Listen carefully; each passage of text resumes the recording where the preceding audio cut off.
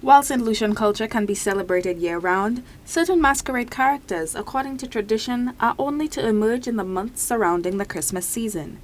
The Youth and Arts Theatre Company will launch the Masquerade season in grand style on Saturday 15th November at 7 p.m. at Marisule Bar and Grill in Corinth, Marisule.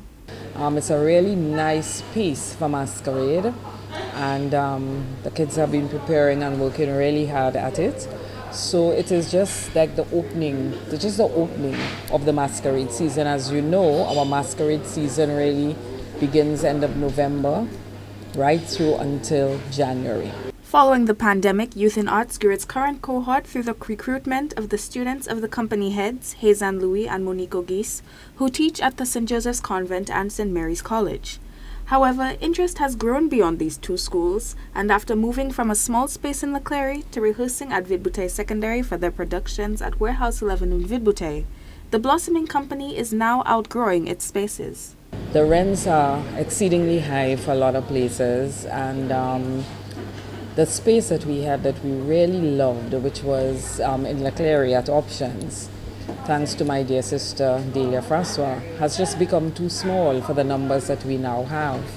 And so we are searching for a space to, rehearse in, and a space that could really become our home. We're trying desperately, so anyone out here who hears us, if you do have a space, then let's talk. And we can see how much we can do in terms of getting that space and making it a permanent home. The company has also put on theatrical productions, restarting with a new cohort with the traditional song-inspired play in 2022 and putting on The Walking Tree earlier this year.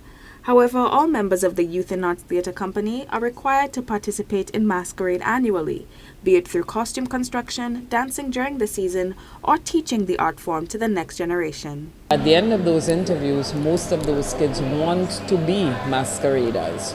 So we started with about 12 youngsters, and now we are going up to something like 22. It might sound small, but it is very apt for the kind of work that we are doing. We want to do it, and we want to do it well. While the love of craft is the main motivator, the company needs to find ways of financially sustaining itself. The group performs at various locations, including for companies and hotels, to both popularize the culture and keep the theatre company afloat. However, further government and even international support will be needed to keep Youth in Arts running. Over the years, I have been getting grants from government. I cannot say I have not.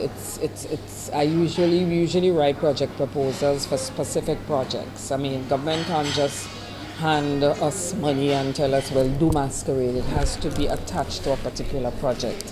And whenever I have a project coming up and I know that we require funds, I do write government and other sources to try and get. But you have to realize that the sources that are available, the resources that are available for culture and the arts in St. Lucia is small. And I really would like to see us being pointed in the direction of international funding agencies. Audiences can see the magic of Masquerade unfold on Saturday 15th November 2025 at Marisule Bar and Grill in Corinth, Marisule at 7 p.m.